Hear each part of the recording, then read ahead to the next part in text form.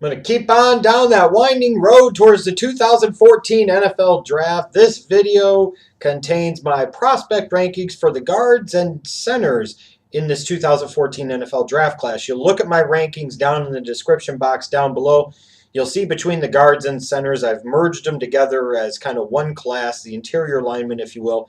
And I have a total of 19 that I feel are worth a draft selection of some time, somewhere between rounds 1 and rounds number 7. Now, in terms of the interior line class, I don't think this is a particularly good one. In fact, I think it's relatively weak.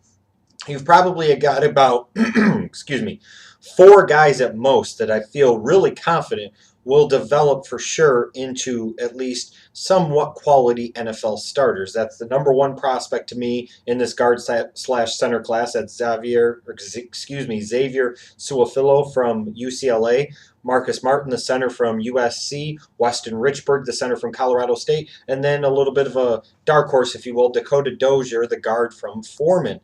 Those are the 4 guys that when I watched them, I really looked at them and I could actually project them being somewhat quality starters at the NFL level. I think Suafilo will be the best of the prospects. I do have Martin rated a little bit higher than Richburg, which some teams may mirror me in that and other people may not. Other people might not have Marcus Martin rated as highly, but I look at a guy with really good size, 320 plus pounds at the center position. He's a pretty good athlete. Comes from a program that has produced some quality linemen over the years, no doubt about it, in USC. And I think all of those different factors will play in and help him actually be the best center prospect out of this draft class. One sleeper that I do have, or there's a couple, but one is kind of disappointing too because he would have been a second or third round prospect for sure. But through the workout process, he ended up tearing his ACL, and that's Brandon Thomas from Clemson. He wasn't a guy I don't think that was going to be able to play tackle at the NFL level. I think he was going to have to kick inside to guard. But some of the skill sets that I saw on film in 2013, some of what I saw, he projected out to be a second-day pick as offensive guard, and somewhat similar maybe in a small way to like Larry Warford last year from Kentucky. But now he's torn his ACL. You know, you basically, if you spend a high pick on this guy, you're taking a guy that you know is going to have a redshirt year. He's not going to play at all in 2014. So where do you want to really take that guy?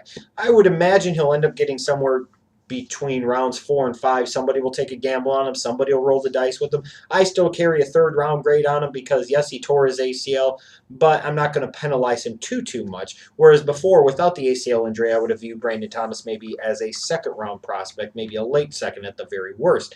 Some overrated guard prospects in this draft, frankly, to me, guys like Yankey from Stanford and Richardson from Baylor and Gabe Jackson from Mississippi State. They're just not guys that I'm particularly high on. These guys in general in this guard and center class, a lot of them just don't really stand out on film. Now, the good thing is there's always that guard or that center that gets drafted in the middle rounds or in the later rounds that ends up sticking and having a productive NFL career. And I wouldn't be surprised if that would happen in the case of, let's say, like an Anthony Steen out of Alabama. Somebody like him I could see actually sticking somewhere and being at least an adequate starter for a long period of time. But if you're in need of offensive tackle help in this draft, you're in luck. There's plenty of it to be had.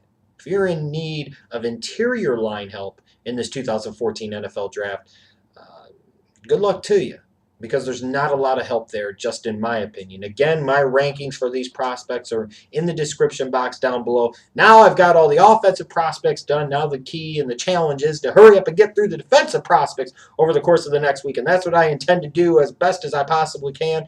I'm going to merge the defensive line together, linebackers together, and then the secondary together. So you should have 3 more prospect ranking videos.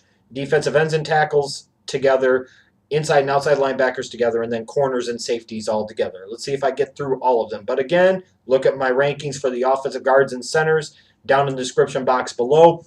Make sure also that you check out the other videos in this prospect ranking series. Check out some of my individual prospect scouting reports as well on this channel.